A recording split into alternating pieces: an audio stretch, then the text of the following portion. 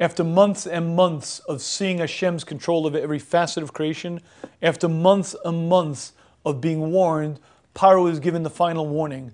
Moshe Rabbeinu walks in and says, if you do not allow the Jewish people to go, every firstborn in Mitzrayim is going to die. And then Moshe concludes, and after this, all of your servants are going to come running to me. They're going to demand that the Jewish people leave. Rashi is bothered by an inconsistency. Hashem said to Moshe, tell Pharaoh that Pharaoh is going to come running. Yet Moshe Rabbeinu changed it around. He didn't say to Pharaoh that you, Pharaoh, are going to come running to me. He said, all of your servants are going to come running. Why did Moshe Rabbeinu change the directive that Hashem gave him? And Rashi explains that what Moshe Rabbeinu was doing was giving kavod lamalchus. It wasn't respectful to say to the king that you, your majesty, are going to come running to me. Not respectful. It's not the way you speak to a king. Therefore, what Moshe Rabbeinu did was he changed the language. All of your servants are going to come running to me. Mikan, says Rashi, from here we learn, chayev adam, a man is obligated to give kavod lamalchus. And while this Rashi is an important lesson to learn, there's a major problem with this Rashi.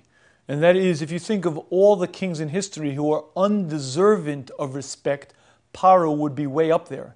Here's a man who's obstinate in his rebellion. Here's a man who tortures the Jewish people.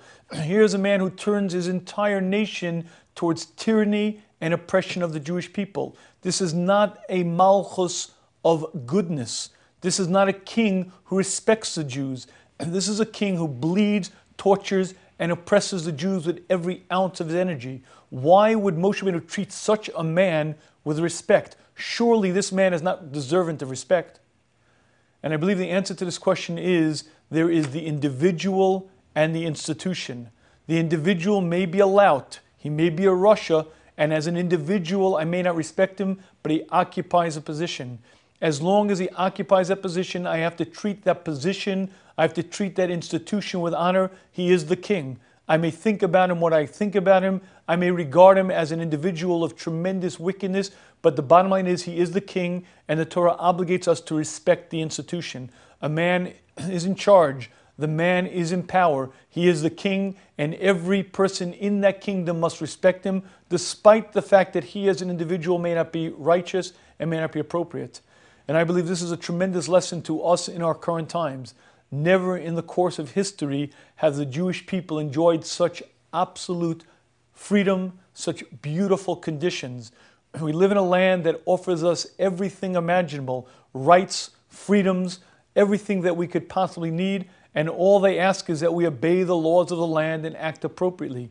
It's doubly incumbent upon us as an oppressed nation, as a people who are accustomed to exile, to respect the institutions, to respect the individuals. We may feel as individuals, particularly, they may not be the most righteous men in the world, but that's not my business.